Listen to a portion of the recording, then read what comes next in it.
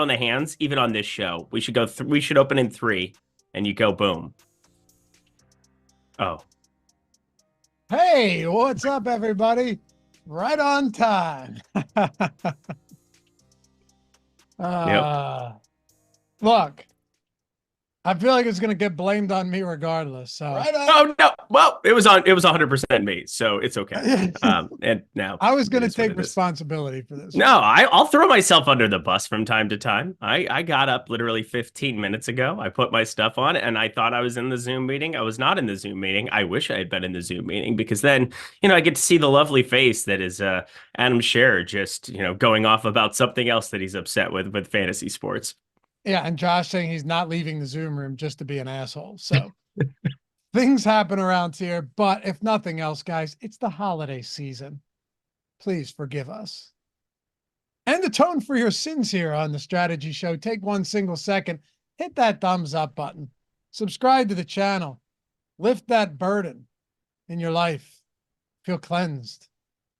God, I'm not going to hell for this, right? I mean, it's just a shtick. No, I'm the guy over here who just I'm feeling extra Scrooge like today. So I'm so ready for the holidays to be over with. I would do anything to fast forward to January 2nd right now. So like anything you say and do is not damning you. For me, I'm just like fuck Christmas. Like that there you go. How about that? We'll start our show with that. Don't do that. I told you to turn your mindset around. We've got a show to get there. Brother. I got this. Man, the concept of hell is terrifying, huh? It really is. But here's the thing. At least there'd be something after. Like the most terrifying thing for me would be just to have blank nothingness. No way. No way. You wouldn't know. Do you think people in hell know that people would be in heaven? Is that something that's like a qualifier in your mind? Yeah. It's the idea of burning alive is concerning. But it's the idea of eternity that scares me the most. The idea of heaven scares me because it's eternal. Because in our lives, our pea brains can't comprehend what eternity means, right? It can't, like in our They're not lives, supposed to. They've been engineered as such. Exactly. But like in our lives, everything is finite, right? Like everything ends. We know that. So we can't really comprehend anything that never ends. So even something that is potentially as amazing and blissful as that, the thought of like, okay, it ends here. Wait, no, it doesn't. Wait, no, it just goes and goes and goes forever. That's a scary thought, man. I tell people that they think I'm crazy. Like, what are you talking about, dude? But the thought of infinity, right? Eternal scares the living daylights out of me, Eric. It is the thing that I talk to my therapist about the most. Really? Yeah, I'm 100% not joking you right now. The idea of eternity is amazing and it's terrifying at the same time because you feel like in your brain there has to be an end. There has to be an end point. And a lot of our time here on Earth, we think about legacy. We think about leaving stuff better than we found it. We think about all these things and it's like, that's not enough time. There's not enough time. The people who have made the biggest impact in the world, positive or negative, we remember forever and maybe talk about. 300 years from now, they're going to be an afterthought in some back end of an encyclopedia. Like there's not probably an encyclopedia that you upload on your fingertip. Like there's so many insane things that exist in the world and it freaks me out. And once in a while I sit there and my brain just shuts down from having thoughts about like, oh, what does that end look like? But then you remember that we are all in this together.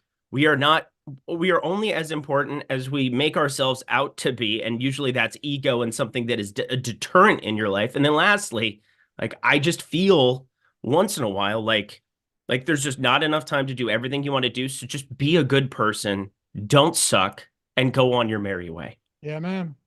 Apeirophobia, the fear of infinity, by the way. It's a thing. That is a thing. I'm noting that. I didn't even know that was a legitimate thing that you could throw in. I have that. Yeah. Oh, so for sure. I forget who said it, but they're like, there's 3 stages of your life. It's like when you're alive, when you're dead, and when you're forgotten. It's like, geez, that's horrible. Oh, hell yeah, brother. This is why I'm sad Westworld got canceled as well, for what it's worth. Well, Merry Christmas, guys. We're feeling good today on the Strategy Show. I tell Eric, like, cheer up, and then just start. What do you think the end looks like? I don't want to burn alive. That seems bad. Shit, man. Mm-hmm. But for real, atone for your sins here on the Strategy Show. Subscribe to the channel, leave a comment down below, try and read and respond to all of them, and check out all of our stuff on the podcast platform, guys. All this stuff goes there. Podcast, Apple Podcast, Spotify, and Ben and I every Tuesday do a podcast exclusive. It is very fun. It's about 30 minutes. I guarantee you when you're done listening to that, it's going to help you. We covered the Saturday slate on that as well. So we're going to do Sunday today. If you're looking for Saturday strategy, game theory, we got you there. We even go back and look at like 2-game and 3-game slates from this season and what type of builds won it. So if you've got time, 30 minutes to carve out, definitely recommend checking it out. Anyway, man, we got a 9-game slate. This is fun. Only 9-game slate of the season on the main slate. Yeah, it's shorter, but I mean, this is a potent little slate, and there's some massive news that we're waiting on. I'm assuming Jonathan Taylor is going to be playing football, which adds another wrench into it because I don't think Zach Moss is likely to be playing based on the injury reports yesterday. For Saturday's slate, we have injury reports today being the alpha and omega, just trying to, make it over and over again. But we are looking at a 9-game main slate that I think has tons of options, has a massive game environment in Minnesota and Detroit, as well as Dallas, Miami. I mean, this could get really, really fun. I think so. Just one thing here, because this is hilarious. Clayton Eskew, what's up, Clayton, said, you can get a feel for eternity by going back and watching all the deeper dive shows. Yeah, man, that's good. That's true. That's great. It's time sensitive. I'm going to make a claim here that I may just be way off. It feels like right now, because, and let me throw this out there. Let me preface this, Eric. I think a lot of the questionable wide receivers are going to be ruled out. I think it's a very good possibility that Watson and Reed are out for Green Bay. Yeah. It's a good possibility that Pittman doesn't play, even though he got in limited work yesterday. Marquise Brown, highly doubt Marquise Brown is going to play for Arizona. I could go down the list, right? Mm-hmm. Even on a 9-game slate, mind you, we've had 10, 11, 12, 13 game main slates this year. I think also Nico Collins, we'll see about him. I think it's entirely possible that we have more wide receiver value on this slate. Zay Jones being another one with Christian Kirk already out. I think it's entirely possible that this is the most wide receiver value we will have on any slate of the season, and maybe including last season as well.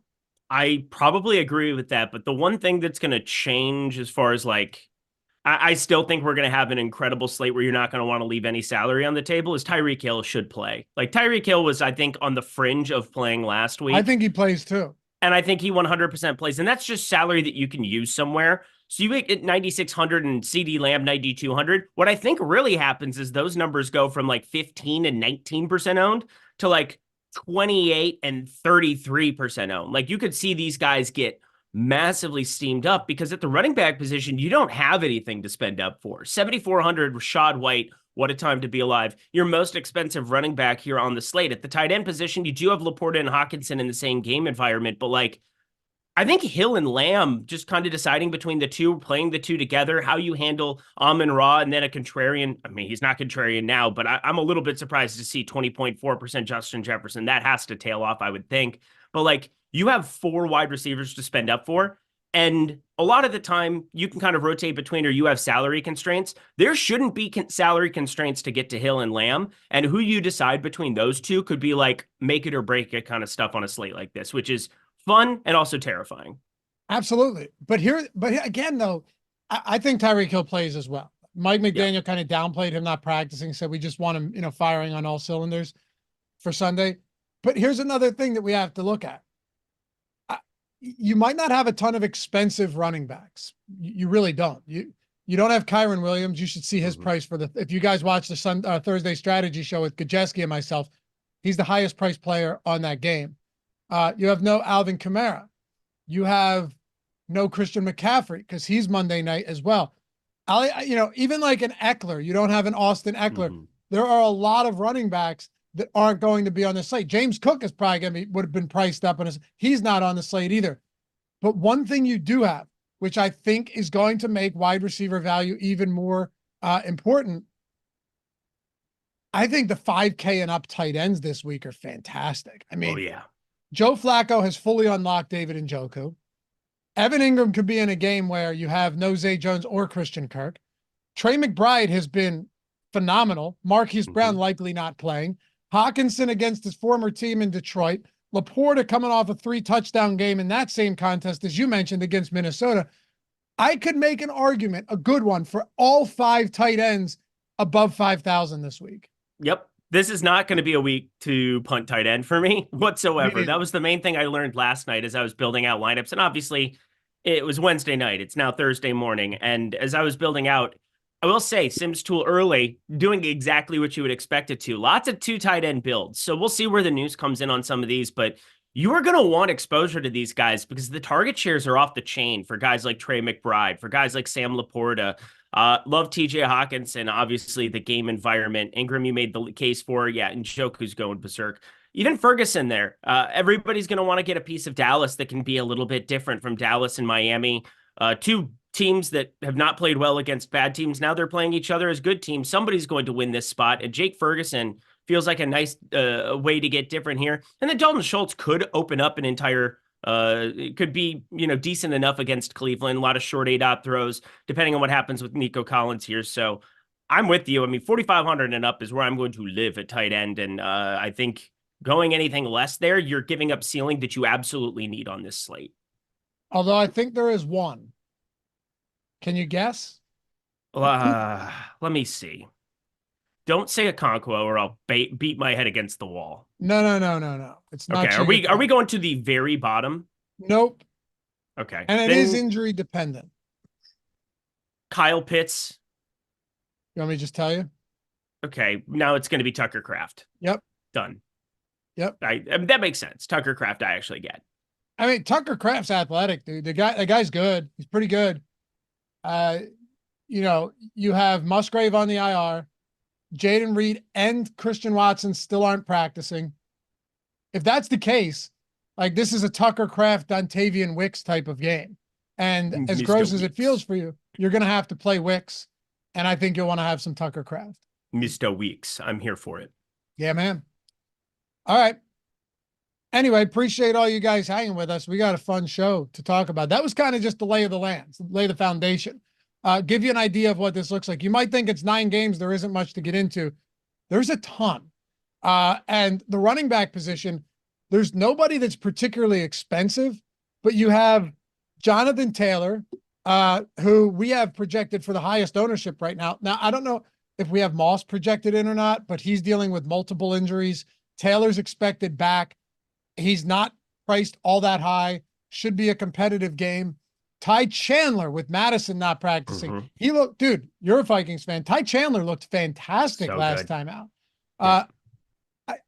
The one thing that makes me feel a little bit uneasy is that when I'm looking at all of these running backs north of 10%, not all of them, but like Taylor, Chandler, and I got a couple guys that are low on that I like, but Taylor, Chandler, assuming Madison's out, Singletary getting the bell cow workload last game, Rachaad White, Breece Hall as a favorite. He's been very good as a favorite, terrible as a dog this year. Jahmyr Gibbs, Chuba Hubbard. I like all of those guys, and I know they're popular, but given the volume or just the overall efficiency as someone like Gibbs has, although Minnesota's defense has looked very good under Brian Flores recently.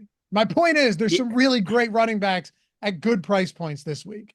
Yeah, it'll be nice to have Brian Flores before he gets hired away this year. It's like inevitable. There's going to be a ton of coaching turnover, and he feels like somebody who got steamed up. Minnesota had the #1 points against coming off of the last 6 weeks before that ridiculous shootout that we had in Cincy. Obviously, having a 3-0 game will definitely inflate those kind of numbers. But Alexander Mattison, considering he's been dinged up and then also had been starting to tail off at times, 44% of the snaps there week 10, 64-59. They said that they want to feature him. And I'm just going to take that at face value. 81% of the snaps for Ty Chandler. They do not want to play a special teamer.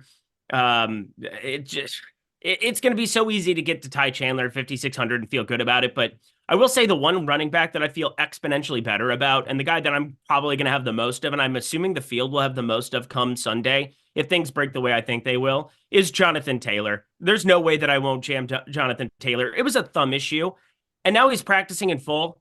There was never any kind of like physical limitations to him. I'm sure he was still working out, doing his things, and I'm assuming Zach Moss also going to be limited if he's not even out. Like he is probably going to be out, but even if he ends up in and wants to play through it, there's no way that they aren't going to just go back to exactly what they were doing pre-injury there, which was 75 and 89% of the snaps in week 9 and 10. So get ready for it. Jonathan Taylor, I mean, this is such a good spot. And we have all of these games on Sunday within a touchdown for the spread. This is a pretty good game environment where you could get everything all in one with Jonathan Taylor if Michael Pittman's out. 44.5 total. I mean, you got to think the touchdown expectation for him is through the roof with those guys out. What do you think of Singletary in a spot where? Oh God. Let me tell you something. Oof. The Browns defense has been so good at home and so bad on the road. I mean, terrible on the road, right? 120 rushing yards, 36 points to the Rams, 29 points to Dallas, to Denver, 169 rushing yards. They coughed up 31 points to Baltimore, only 106 rushing yards there. 100 plus to Seattle, gave up 24. 38 to Indy, gave up 168. Seriously, outside of that Pittsburgh game, which it's the Steelers, this defense, as far as points allowed and yards allowed on the road, has been really, really bad. And now Singletary's coming off of a game where he had like 25 carries or something, 26 carries against Tennessee, racked up 126 yards against the stout Titans run defense, not as good as they were earlier, but the ownership concerns me a little bit there because Devin Singletary, he was targeted 5 times too, though. I mean, I'm having a tough time with this, but he got legitimate bell cow workload in that game, played 75% of snaps. Pierce played 5. Yeah, this is a push and pull situation for me because Devin Singletary, you marked out the case pretty well. Cleveland overall actually only 10th or giving up the 10th most fantasy points to the running back position. And then you start factoring in other nuanced things. One, Dameon Pierce no longer lives. He is not on this football team for all intents and purposes. 6 snaps, 6% of the snaps, 3% of the rushing opportunities. For Devin Singletary, 75% of the snaps, 81% of the rushing opportunities, ran a route on 53% of dropbacks. Lots to like from what you see there, but it is still a Cleveland defense that is not, and it's not CJ Stroud out there. I know that can result in dump offs. That can be things that end up being decent. But I mean, for me, it's just so hard to want to go out of my way to roster him when Ty Chandler is at 5,600. And then there's just ceilings that exist up in that 7K range. The Rachaad White, obviously one of the best roles in all of football. Jonathan Taylor, obviously I laid out the case there. And then Jahmyr Gibbs in the game environment. Seems as though even with more limited opportunities, he continues to thrive in that offense in different ways, being utilized in different ways. So do I want to carve out a role for him at 17% ownership? That's going to be something the Sims tool kind of have to help me with, because I think in a vacuum, I see Chuba Hubbard at half the ownership against Green Bay, 28th against the position. So yeah, 4th most fantasy points allowed to running backs.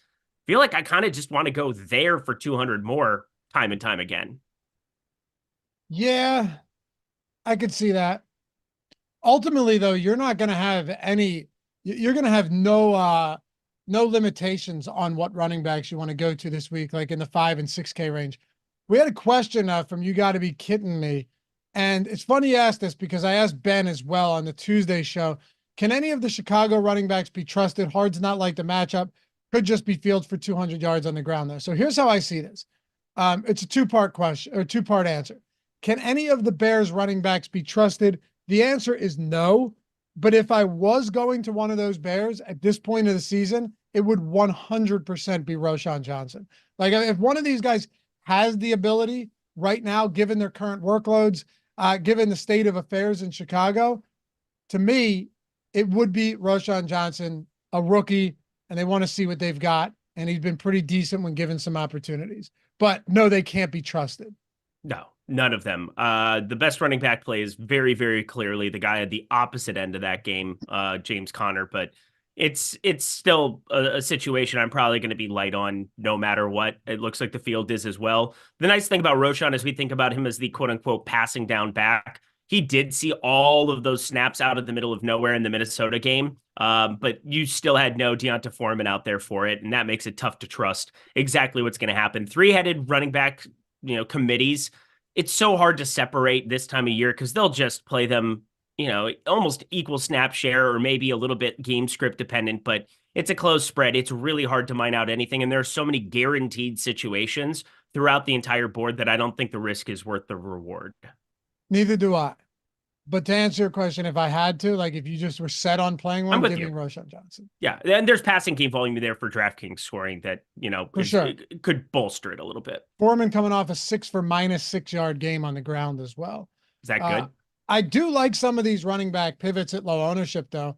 Like after seeing what happened to the Dallas Cowboys last week on the ground with James Cook having a career game, 266 rushing yards allowed to the point where they only 85 passing yards for the Bills. Mm-hmm. I don't mind Raheem Mostert here at all at 5% ownership. You're just not going to see. Right now, it looks like Rachaad White and Jonathan Taylor and Gibbs and Montgomery and Pollard and Etienne, all of those guys are getting ownership. Mostert at that price point isn't. So that intrigues me. You mentioned James Conner at 7%. I like James Conner here. And Aaron Jones, if A.J. Dillon sits again, is someone you just have to consider. Now, his ownership will absolutely come up, but I don't see how Aaron Jones at that price point, after seeing him return from a 3-week hiatus, after seeing him be pretty heavily involved, because we've seen him come back from injuries and not be nearly as involved. We saw what he was how involved he was last week without Dillon. Patrick Taylor saw some work, but I would assume with them in the fight of their lives to stay alive for the playoffs, that this week, especially against the Carolina team that's been crushed by opposing running backs, Aaron Jones, if Dillon sits, is a great play. With you. And even if Dillon plays, I think this is a game that Packers go out and do everything they can to win. And if you want to win a football game, you play more Aaron Jones. Yep. I think you probably have Dillon just playing the Taylor role and Taylor gets taken off the field. I'm with you. Aaron Jones has always been one of my favorite running back plays. Has it worked out this season? No, it has not. Not in best ball, not in DFS. I will continue to chase the big game, and now 6,400 for him. He's one of my favorite contrarian running back plays as well. I also have to look at a guy like David Montgomery there, 6,900, pulling little ownership, but getting so many running back opportunities, 17 carries last week against Minnesota. Minnesota's been really, really stout as you said. I mean, Flores has figured some stuff out for my team, and I'm not enthusiastic going to David Montgomery. I feel better about trying to make shots on Jahmyr Gibbs work because of the passing game involvement, but feel like red zone work, still more likely to go to David Montgomery, same way that it's still more likely to go to Raheem Mostert. And, if you run into 2 touchdowns inside the 5, those are the kind of outcomes on a 9-game slate that you're looking for. Those 3-game afternoon slates, you should know from playing those all the time. It's like, oh, how did this guy end up optimal? Well, he got 2 goal line touches, put up 12, and all of a sudden some cheap running backs happening. Now, these guys are more expensive. It's ways to get different, but it's just so much leverage to gain on a slate where I do expect some of these 7K guys to get massively steamed up. So yeah, living in the 6K range and finding him. What do you think about Kenneth Walker, though? Because Tennessee obviously hasn't been a good matchup from time to time, but coming off of that ridiculous win against your Eagles there on Monday, I feel as though Kenneth Walker is just going to start getting all of the work over Zach Charbonnet here coming down the stretch again. Now that he's healthier, now that he's going, running downhill too, looked really, really good last time out, 4.5 yards per carry. 6,200 for him if he's going to see the majority of the work there is at least intriguing. Yeah, it's fine. I don't know. First of all, he's dealing with or it's not intriguing, one of the two. Well, I mean, like the snap share, I know that obviously Walker had a much bigger game than Charbonnet last week, but they played 56 and 44% of snaps, and Charbonnet was out there for all the passing down stuff. I also think Tennessee wins this week. Ooh, look at this guy. I like that. Does Levis play? Levis is going to play, right? Who, Levis? Sorry. Yeah. Will Levis. I didn't hear what you said. Yeah. I would think so. I don't know. Look, Walker's fine, but he's fine to me. Okay. I don't. I would rather. I think I'd rather play Aaron Jones, honestly, and or not just that. I would probably rather just go down into the 5K range. James Conner, Hubbard, Chandler, Singletary. What about That's Breece fair. Hall though? That's the question, is like how much you like Breece Hall against Washington, because Washington confirmed sucks at the defense. They're horrible, man. They're They've really bad. they've been a cash cow all year long. Yep. They really have. From a betting standpoint, you came on my video for Odd Rams. Shopper, laid the 6.5 on the Rams, as you should have. That's crazy that it was as close as it was at the end, because that game was never competitive. It was just garbage time Jacoby Brissett. If Jacoby Brissett had covered that game, you would Oh not. my God. You would have never heard from me again. That I would would've have been disappeared terrible. into the abyss. I would have Terrible. never. I would have disappeared, and I would have written a note saying it was Greg Ehrenberg. Nah, it's a stacked position though. I don't mind Breece Hall. Is he my favorite? No, because this team stinks, right? Like they stink. I still want to. I know how crazy this sounds, but I still want to see if Zach Wilson's going to play. But it's gross. Although they are 3-point favorites, and Washington has given up on the season. They had a bit of a dead cat bounce against the Patriots after they started, shipping off all of their top players on defense. It's over for them. It's over for Ron. So no, I don't mind Breece Hall. It's a great position. Okay. Well, it's at least something to think about. And then I'm a little bit surprised to see, I guess it depends what happens with Brian Robinson, but Antonio Gibson is 5,200 still, coming off of, being pretty darn popular last week at the identical tag. Didn't get nearly as much work. They said Chris Rodriguez was going to mix in. He surely mixed in 10 rushing attempts there in that spot, but I still think in a competitive spot, which that was not for a majority of that football game, Antonio Gibson's on the field a lot more.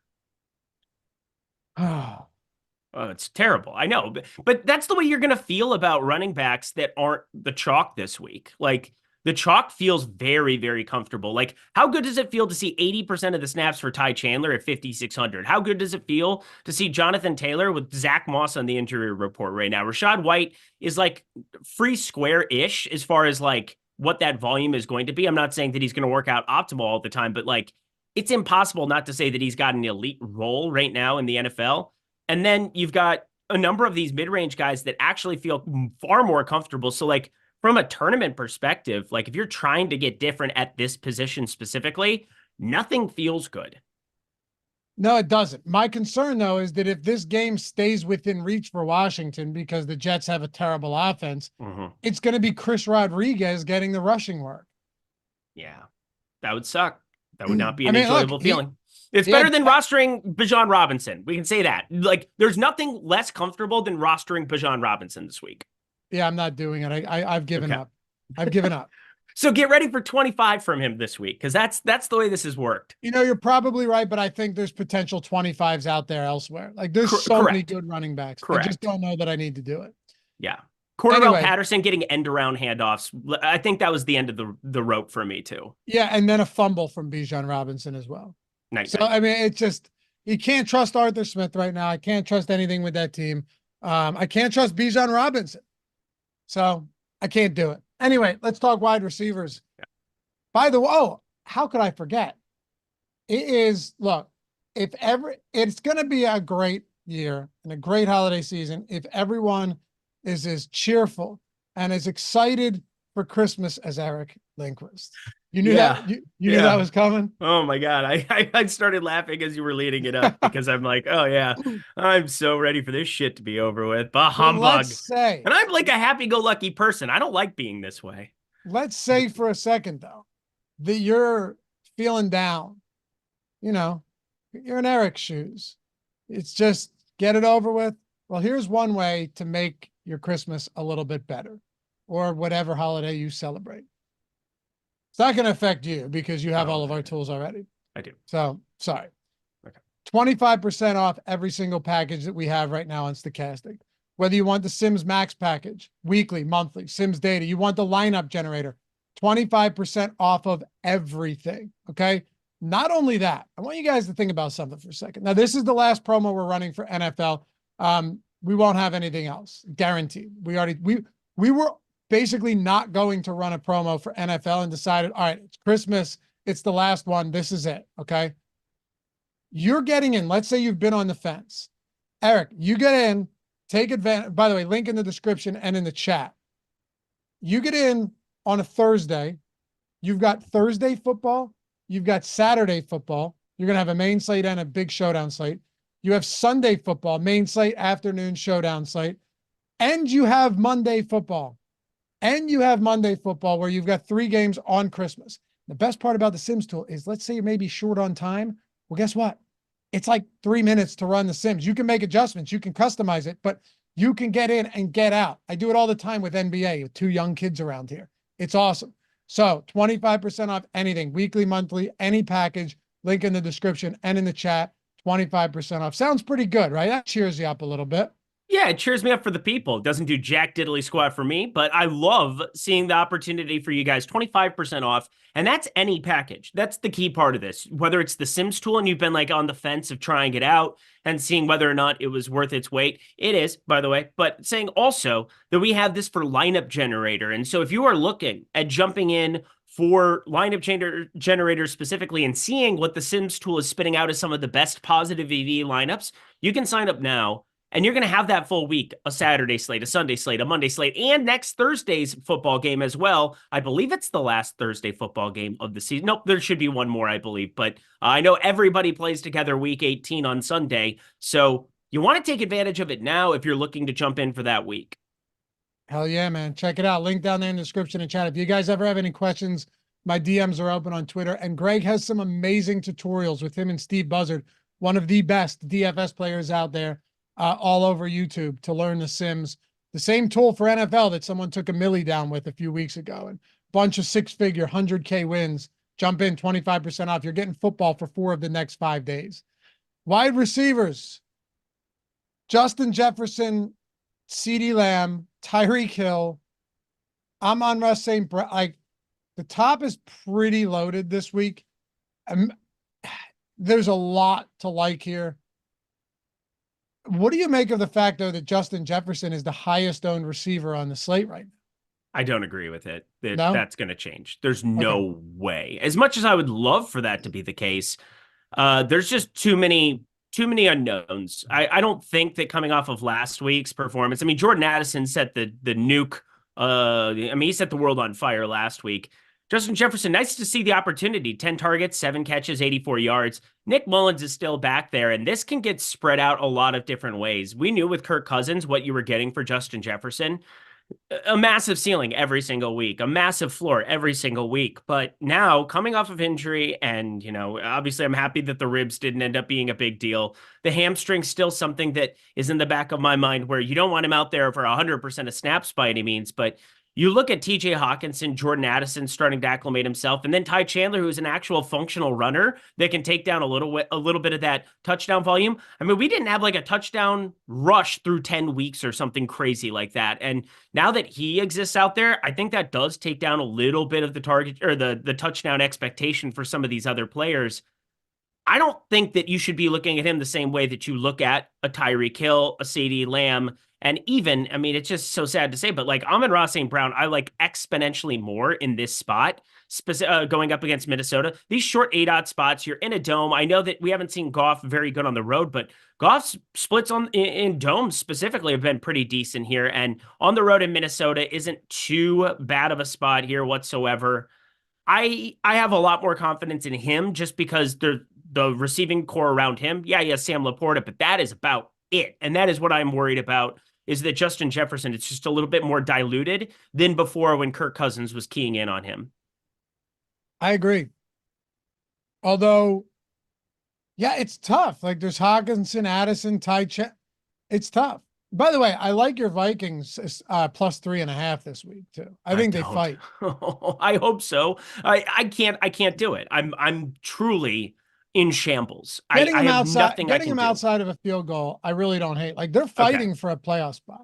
Yeah, I mean, 7-7. I mean, it would have been much better if Jake Browning didn't go Jake Browning on us. Whatever. Yep. What is going on? Can Pittsburgh defense please knock him senseless? That would be awesome. I'm in this quarterback salary league where it's really, really fun. But every single week they get inflated. They have a different cost associated to them based on how they did the week before. And Jake Browning is like right at the tippy top of like where you can short a quarterback. And I need Pittsburgh defense to just roll him. So that would make me happy. But anyway, for defense this week, I do like what Minnesota's been doing here lately, but I don't think it should matter against Amon-Ra St. Brown. I'm a little bit surprised to see the ownership as close as what it is. Not only that, but like to see Jefferson pulling more ownership.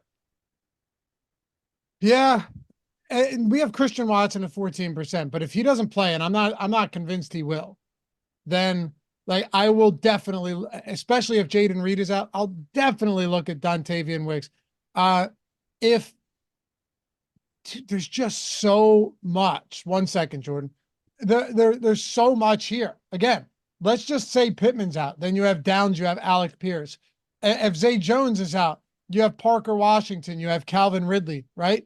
If Nico sits, you mentioned Schultz earlier, but then you have Noah Brown Noah Brown would be a fantastic play against the Cleveland defense that, again, on the road has really struggled. The list goes on and on. I'll even throw Michael Wilson out there. Sure, we love Trey McBride, but Marquise Brown might not play. Greg Dortch might not play. Michael Wilson might just be a de facto, number 2 behind Trey McBride. The value is crazy right now. That's not even mentioning JSN, who's at 6%, and a few of these other cheap options. Yeah, there's cheap options already. I think that's kind of what you're laying out, is that there's already guys that we want to be on high alert for, and then you could end up having Dontavian Wicks be one of the most popular guys on the slate. Jackson Smith and Jigba starting to have the role that we were always hoping for at the beginning of the season. Tyler Lockett starting to fade into the abyss a little bit. Maybe that flips if it's Geno Smith at some point in time, but we'll see what ends up happening there. Zay Jones, you brought that up, where lots of pieces there. Parker Washington could end up getting steamed up. We're going to be paying attention to guys like Greg Dortch and what happens with his injury status. So yeah, there's a lot of guys that already exist, and now I'm laying out a case for some of them. I at least want to point out that Drake London is pulling double-digit ownership. He did have that Apocalypse Now game 2 games ago it was. I feel as though against Indy, another great spot similar to the Tampa Bay spot where you could actually see Atlanta pushed a little bit here. I'm not sure what the switch to Taylor Heineke really means. There's still 1-point favorites here in this spot, but Heineke, he's functional to a certain extent. Does he key in on somebody the same way as you might have seen from Desmond Ridder with Drake London and Kyle Pitts at times?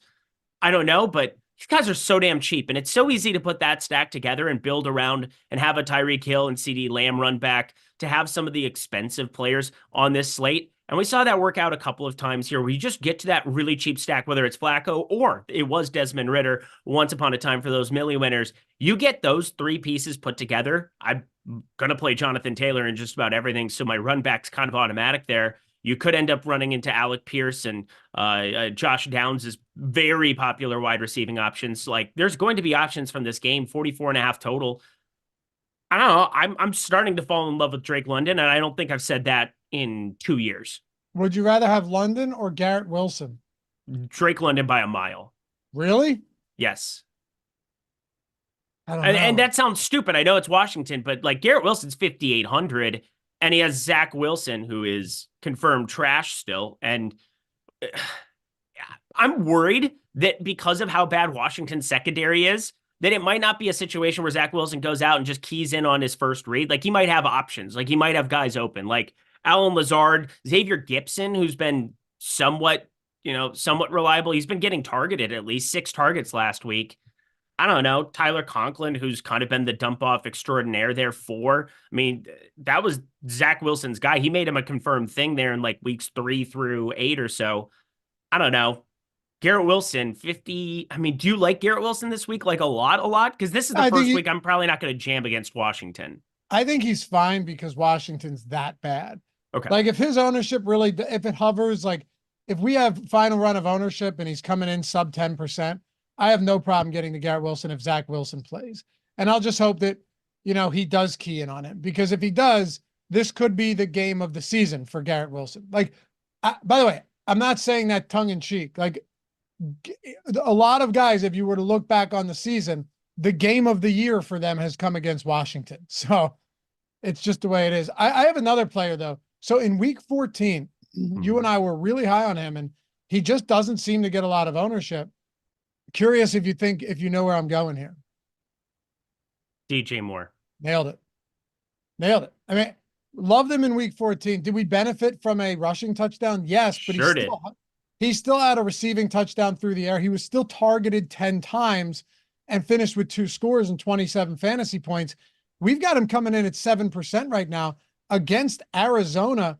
I get that DJ Moore is, maybe expensive relative to other players here, but I don't really know if he is. Like, he's a 8 to 13 target per game guy. They'll once in a while use him on the ground. He's clearly the number 1 target of Justin Fields. They're 4.5-point home favorites against the Cardinals. I like DJ Moore again.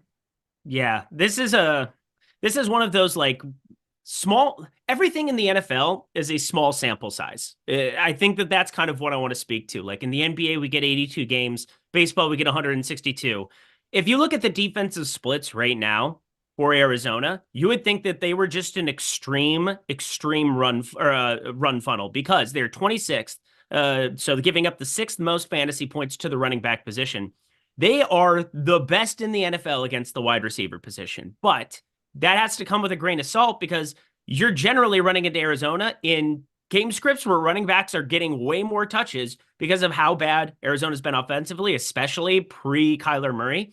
And then also you're running into a spot where they're just down a bajillion because their defense, you can do whatever you want against them. I think DJ Moore is a phenomenal play yet again this week. I don't trust anything that I'm looking at from Arizona's secondary that would tell me, oh, this is why the data is saying that they are so good against wide receivers. It's truly a function of game script, in my opinion.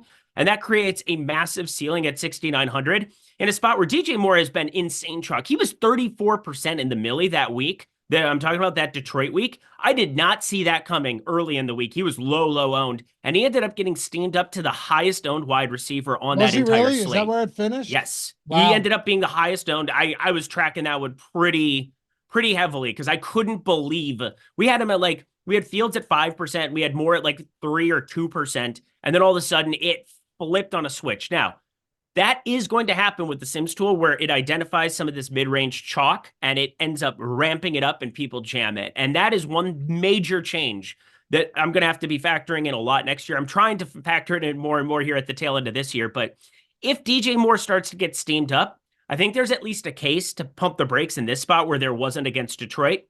But at 6.2%, I don't see him getting steamed up on this slate. There are going to be everybody going up to the 8K and 9K range because they have money to burn. All the more reason to be landing on a DJ Moore 6,900 that this week specifically, I do not think it's steamed. Any other wide receiver? I'll give you a couple real quick. And one guy I don't think gets steamed, Moore might, but one guy I don't think will is Amari Cooper because each week he seems to kind of be overlooked despite being a low 6K price point. Look, Joe Flacco might not be great, but the guy has thrown 44 times or more in all 3 starts this season. That is crazy, okay? All 3 games, Joe Flacco has thrown 44 times or more. Amari Cooper is a legitimately good wide receiver. At that price, I mean, I'll take that to the bank any day of the week if he's coming in single digits. I miss Kevin Stefanski so much. I miss him. He's a great coach. I miss him. God, he was so good in Minnesota. I miss him so much. But as I'm looking at the board here, I'm with you. I think him and Joe Flacco, and it's just a stack you should be putting together every single week. When you look at the Cleveland Browns offense historically over the last 5-10 years, between Baker Mayfield years, between anybody else coming in there, it's been so run heavy. They don't have that opportunity. Too, though. Say that again? Nick Chubb being out. That's what I'm saying. But I'm saying with him out, Joe Flacco is the perfect guy to go get because there wasn't this balance of are we going to be run first with Jerome Ford and Kareem Hunt? And we ran into injuries with them. They've been dinged up pretty much all year as well. Obviously not to the extent of Chubb, but with Chubb out, going and getting Joe Flacco, who's somebody who understands Stefanski and what he wants to do and can just go out and freaking do it. I mean, Amari Cooper and Elijah Moore and David Njoku are live every single week. And this week especially, When you look at Njoku, he's going to be popular. He has completely nuked multiple slates here in a row. You have Elijah Moore that has that Joe Flacco rapport. I didn't see it last week, that's for sure. But I love getting to Cooper and Moore this week. I think that double specifically without Njoku is extremely viable for tournaments. Houston, their defense is much improved. They're starting to get the pieces, the Stingleys, the guys that they can build upon here for the future. But I love Joe Flacco because there's no way Cleveland goes out and wins football games without airing it out. What a great opportunity to know that, hey, I'm at least getting the opportunities. Sometimes, like with Josh Allen, with James Cook's going nuts, like there's going to be game scripts that, other teams that have. That's not going to happen with Jerome Ford and Kareem Hunt. I feel pretty confident in that. And Joe Flacco, he has been more than functional in this offense. It's so nuts too, because when you take a look at the passing attempts that Flacco has had over the last 2 seasons, including the Jets, right? 44, 45, and 44 this year. Last year, week 18, only 33, but that didn't matter. The first 3 weeks of last season with the Jets, 59, 44, and 52. But what's even more remarkable is that when you look at the games that he's played with Cleveland, he's not playing from behind in all of these. Like, they played a competitive game against Chicago. They played with the lead against Jacksonville. Yes, they played from behind against the Rams, but you get the point. Like, game script hasn't mattered. So that's significant to me. Yep. Before we get to tight ends here, really fun position. Are there any, and I think you and I talked about it at the top, that it's probably going to be a position we're mostly looking to pay up for, with the one caveat for me that Tucker Kraft becomes a very good play in the event that we are without Christian Watson and Jaden Reed. Are there any other wide receivers we haven't hit on yet? I want to just warn people about what happens if Michael Pittman is out and what ends up happening with DJ Montgomery ownership, because something tells me he's going to end up very, very popular at 3,300. And there are pivots, not, Darnell Mooney, because he's dead to me after dropping that touchdown pass and everything he's done all season long. But like, there are cheapies that will emerge.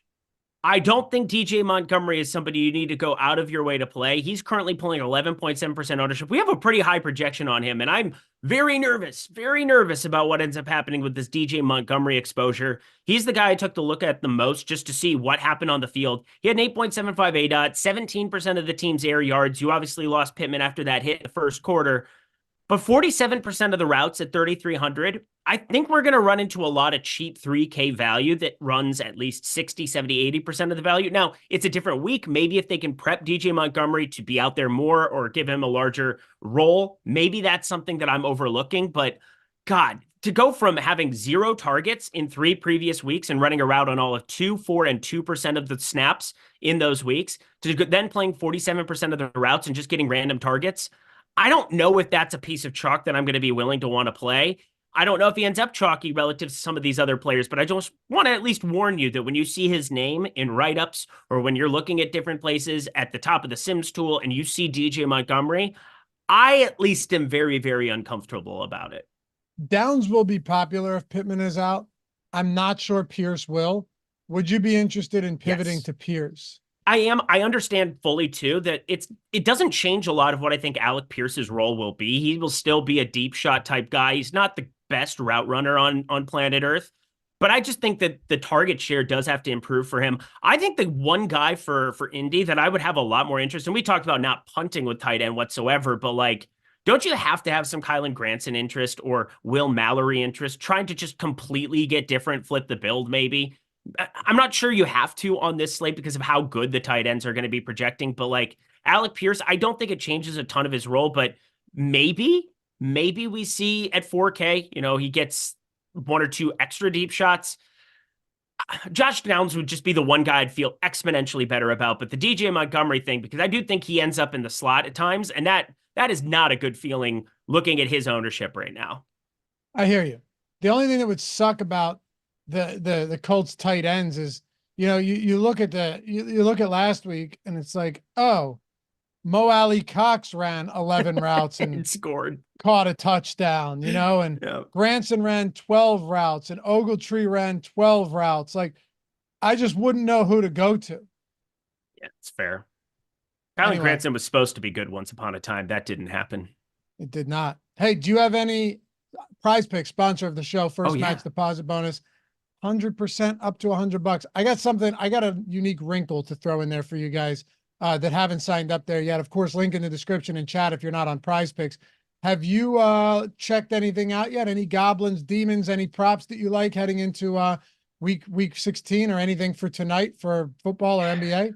I've got one play and it sucks because I hate the guy. I absolutely hate the guy. But you know what? I like money more. And I'm just going to go with what I see here.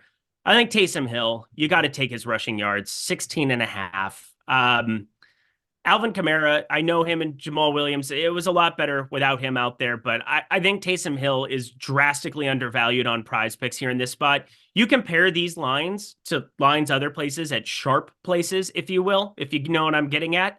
There are a lot of places that have this steamed up to minus 140-ish, and that when you start walking into those kind of lines, it's kind of too good to pass up. I think you want to be playing him there at 16 and a half rushing yards. I know a lot of that can be goal line. A lot of that can be mixed in, but God, even the demon at 24 and a half, I don't completely hate. You could just really go for broke there. You have to build it out and see what that is with another neutral square because you don't know exactly what that demon payout's going to be. But let me see, 4x is what you're getting here. So basically, you're looking at Taysom Hill 25 plus rushing yards being around plus 180 or so in that range in combination with another play, like a neutral play. So it's something that's on my board, something that I'm going to be rotating in, and I kind of want to beat it before people start hammering it up to 18 and a half, 19 and a half. So I hate myself for it. I don't like it, but I do think that there's going to be more opportunities for him against the Rams here. I like it. It's crazy because I don't know if I'd put these in the same lineup, but I like Alvin Kamara over 4.5 receptions. Okay. Grabbed his receiving yards at 29.5, but that was on FanDuel today. It's at 32.5 on Prize Picks. Yeah. He's gone over that number in every game that they've played from behind this year, in 9 of 11 games total. With Derek Carr at the helm, they're 4.5-point dogs or 4-point dogs. The Rams are a good football team right now. The Saints they don't beat good teams. So I think if they're playing from behind, this could be heavy Alvin Kamara workload. Now, the Rams have done a good job at limiting receiving yards to running backs. But when you go ahead and you look at who they've faced, they haven't faced teams that frequently use these guys out of the backfield either, like use their running backs as pass catchers out of the backfield. So it doesn't really concern me all that much. So that's one spot I'm looking towards. So here's the thing I mentioned. First of all, the Prize Pick sign up is insane what we have right now. Number one, first match deposit bonus up to $100. Number two, you get all of our tools at OddsShopper for free. You get into the Discord for free for a month. You get all the expert picks on the OddsShopper page. You have all the plus EV picks and lineup builders for Prize Picks for free. So 100% match deposit bonus up to $100. They immediately double whatever you deposit, plus a free month of OddsShopper. All of our tools over at OddsShopper, Discord, expert picks. But I was thinking over on their Twitter, by the way, links down, just click the link. You don't need a promo or anything like that. Just use the link. Day 8 of Picksmas, they call it. If you refer a friend, both of you get $1 for every point scored in the Saints versus the Rams game. So thinking if you're signing up today, just tell your boys and throw them that link.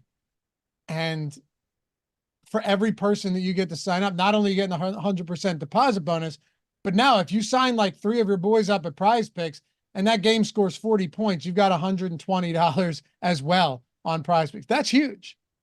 These are good things. Look at a man of the people. Lofty, a man of the people. Screw us, screw what we need. He is here to help you make money, and that is definitely something that you should have on your radar for today. This game should have points. I like the Rams being able to go out and put up points here in this spot. Derek Carr is not dead yet, but he's kind of dead. Alvin Kamara is really good at football. He'll probably help out, but I'm feeling the same way as you. I think that that's a good way to get in the holiday spirit, if you will.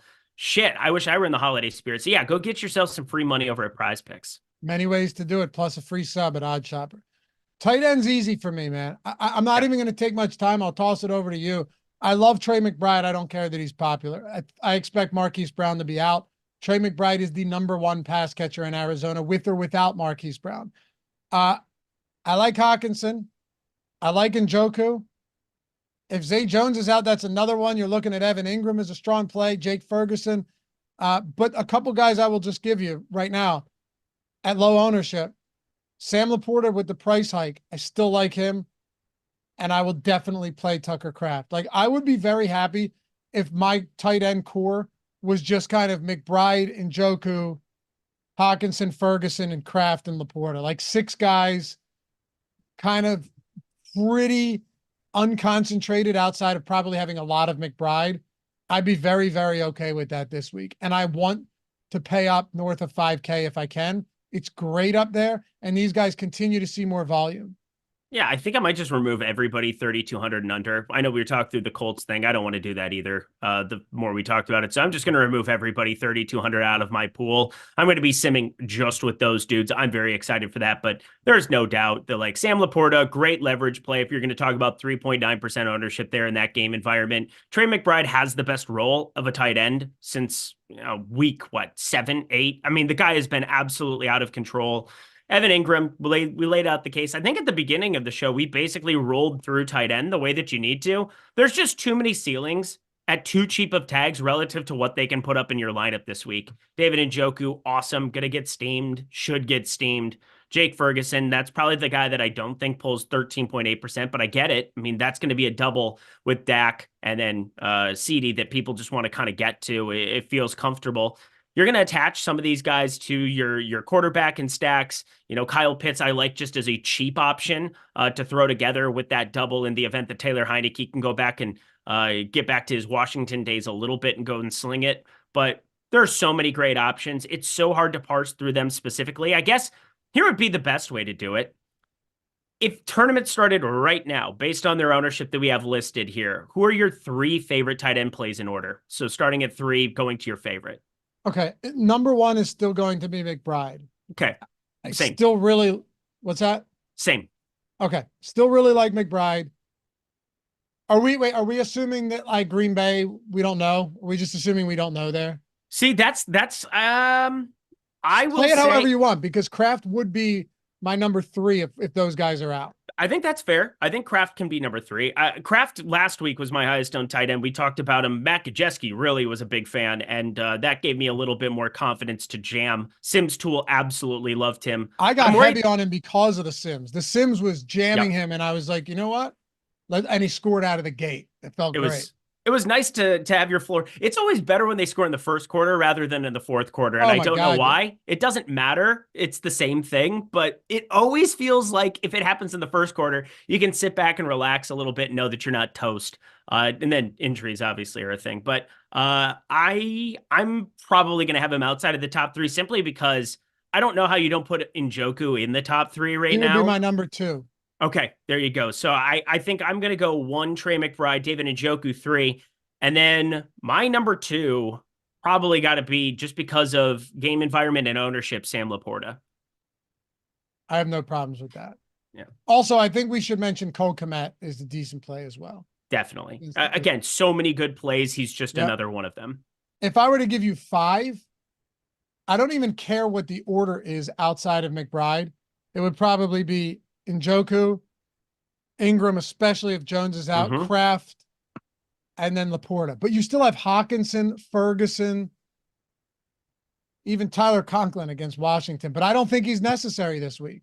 I'm not going to do it this week. Yeah, me neither. Hey, I want to, because Washington, again, they are dead last against tight ends in the NFL as well. Here's what I want to know from you. And we'll take a look at the Sims tool before we get out of here. Like I said, guys, if you join late, 25% off literally any package you want. Last time we're running an NFL promo all year. It's a little Christmas deal. 25% off December 25th, baby. Yeah, you got Thursday, Saturday, Sunday, Monday football, main slate, showdowns, 2 games, 3 games, everything. Link down there. You should jump. I mean, I use the tool every day. You do too. But single day. Okay. We did 3 favorite tight ends. What I want to know, because you don't have the Bills on this slate, you don't have the Eagles versus Giants, even though they've stunk. You don't have the Niners. You don't have the Chiefs. Why do I say this? They have the 4 highest totals of anyone in week 16. Who are your 3 favorite stacks going into week 16 main slate? I think it's impossible not to like Miami, especially if they get Tyreek Hill back. We're going to have unlimited funding to be able to spend at any position because of the value that should emerge at wide receiver. I think just getting to the clear cut double of Tua with Tyreek Hill and Jalen Waddle, or you could remove Waddle and put in either Mostert or Achane. Don't completely hate that idea. It's just going to be a game that Dallas, they've really struggled as a defense on the road. They've struggled as a team on the road, and this is just a spot where you could see an absolutely electric ceiling. I don't think anybody's going to be worried about clicking on Tyreek Hill as long as he is active. He's got a 15% chance, top stack percentage there. I think my second favorite, probably Detroit relative to what I'm looking at here. 6.2% top stack percentage isn't anything great. We've got a couple of other teams that are mixed in the top stack percentage, so don't take that for gospel here right now. But love Sam Laporta and Amon-Ra St. Brown against my Minnesota Vikings. Find that to be very, very easy to put together, and have Ty Chandler as your running back and move along with your life. Think that's a really easy way to piece that game together. And then the last one, I'll get off the board. We'll just go to Joe Flacco here. They are throwing the football all over the lot. David Njoku's going to get steamed, but I said it before.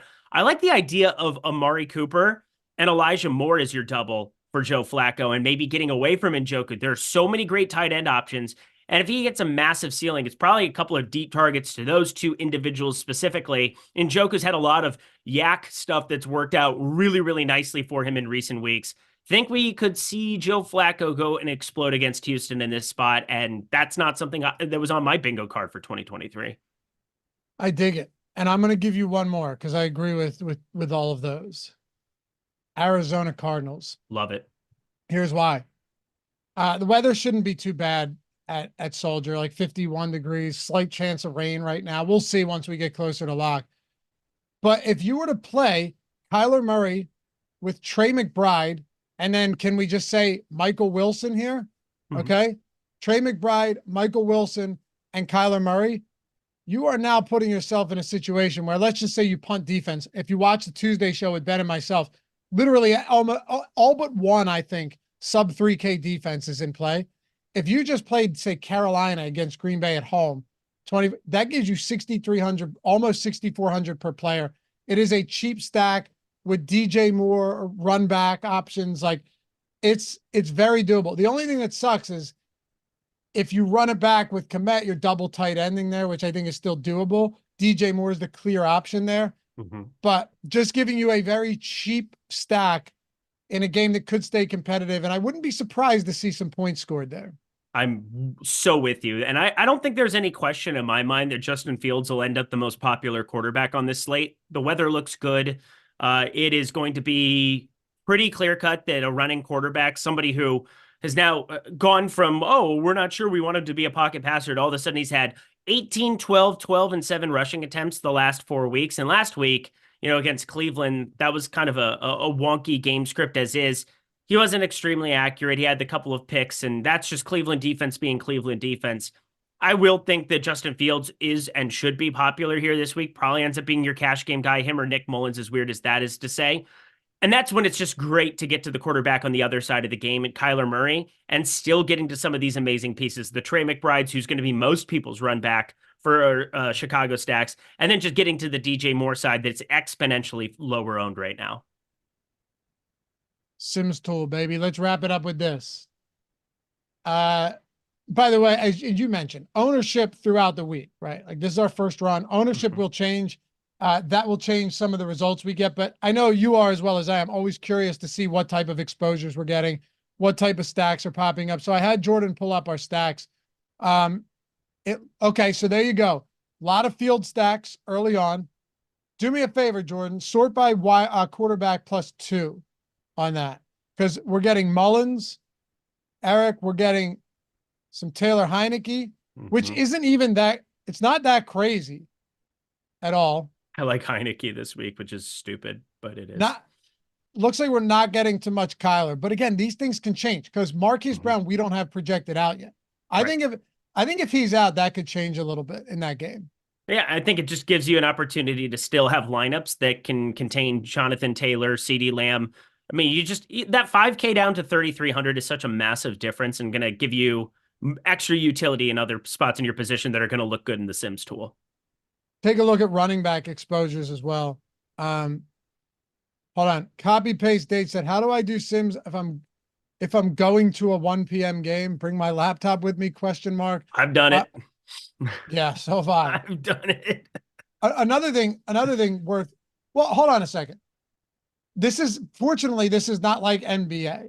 So it's very rare that you're getting late scratches. Mhm. So you'll know an hour and a half before the game Yep. what the inactives are. That's helpful. If you're just playing a few lineups, one of the ways you can do it is just run the Sims on your phone and then put the lineups in. I've done that too on days where there's like, I can't, like, I just have a bunch. The other week, or the other month, my wife had a baby shower and I was like helping move everything around and, and I was sitting in the parking lot, like after I dropped her off and just did it from my phone, threw a few lineups in the parking lot. So, using the Sims tool. Yeah. So, yeah. With Wi-Fi on your phone now, you should be able to do everything anywhere. It shouldn't be that difficult. That's what I do. I just use the Wi-Fi on my phone and upload lineups and go into the game. And then, yeah, if I need to change things because somebody gets scratched, it's such a rarity in NFL, you don't really have to worry about it. Yep. Anyway, let's look at running backs. Jeremy said it's ugly on the phone, but you can do it. Yeah, if you turn it in landscape mode, though, everything like it definitely still works. Lineup generators optimized for mobile, so that's a little bit different. You can upload the CSV with that as well. But okay, so Chandler, Taylor, White, Singletary, Pollard, but a lot of Chandler and Taylor right now. It makes sense to me, man. I get it. Trace amounts of Breece Hall, decent amount of Singletary. I still think a lot of this changes once we get closer to Sunday, though. Yep, I agree, but there's no doubt that the Sims tool was going to love Chandler and Taylor, and they're my two favorite running backs this week. If you're playing cash, they're the first two guys you're clicking on. Even if Zach Moss ends up active, Jonathan Taylor practiced in full on a Wednesday. There's no way that he's not playing. There's no way he's not getting the majority of the snaps there. So it is probably the easiest running back position as far as like, we have so many great opportunities to get there, so many great opportunities to get to the top end of the running back position. Going to be really, really fun come Sunday to try to get contrarian there. And wouldn't you know it, Justin Jefferson right now, highest exposed wide receiver. But here's the difference between wide receiver and running back. It's a Thursday, guys. Things change. It's a lot flatter. If Jordan scrolls down, like, see, we still have Jaden Reed projected in because no one knows about him yet. But look how flat it is. Your boy Drake London at 20. Then a lot just in that 15 to 20% range. Ridley, even Mooney, Hopkins, Tyreek Hill. I don't mind seeing that because it might only be 9 games, but hell, it is a jam-packed wide receiver slate. And we don't even have injury news yet. Wait till injury news comes out. Yep. I hope so, because I don't want to play 30% DJ Montgomery. I was predicting the future here on this program. He's our second highest owned wide receiver right now. I didn't know who DJ Montgomery was until last week, so that's not ideal, and I do this for a living, so that's cool. Yeah, it's okay. That's all right. Doesn't really matter. Now, we'll wrap this one up. And by the way, appreciate you guys hanging with us. And if this is the last time we talk to you this week, if you're not with us tomorrow on the Sim Strategy Show, if you're not on the Deeper Dive on Sunday because you're traveling, or not with us Monday, hope you guys have a wonderful Christmas. And I hope that you reach out to Eric and tell him things are going to be okay. No, they're not. No, they're not. They're really not. They will, man. They will. Yeah. But hopefully you guys join us for all the other shows. Check out everything we have on the Odd Shopper channel too. Eric's got picks coming out for all these games. I dropped all of mine split them up for Saturday, Thursday, Sunday, Monday slate. So we got you covered across the board. I got a wild anytime touchdown prop from today's video as well. Highly suggest you check that one out. Maniacal laugh. A.T. Perry season? No. I'm not. Tutu Atwell. Of course it's Tutu Atwell. That's your boy. No, it's not. No, it's not. Okay. No, it's not. You will not guess. Anyway, Kokomet, Hawkinson, Ferguson. Wait, how do we not have a ton of McBride? I don't know. I'm going to play a ton of McBride. That's for sure. See, like, I think this changes. Again, I think this changes. Yeah. And Trey McBride's been getting jammed by us every single week, so I have no idea. Every week we jam. We have 11%. No way, man. I will say there are more tight ends because of Njoku's role, because of some of these other guys that are between, the same projection between 12 and 15 that we haven't necessarily had every single week. McBride also, price keeps coming up because the guy is a monster. It is true. Anyway, you should follow Eric at Eric Lindquist on Twitter. I'm at Loughran_D, LOUGHY_D. Hopefully we see you in Discord, man. Hopefully we see you utilizing these tools. 25% off. Great time to get involved. Love to see some screenshots tonight, on Saturday, on Sunday, on Monday. We'd love to see some big screenshots. So when Jordan and I do the Hall of Fame segment, we can say, Merry fucking Christmas, man. You know what I mean? Yeah. Sounds like I'm going to do that no matter what. So yay for me.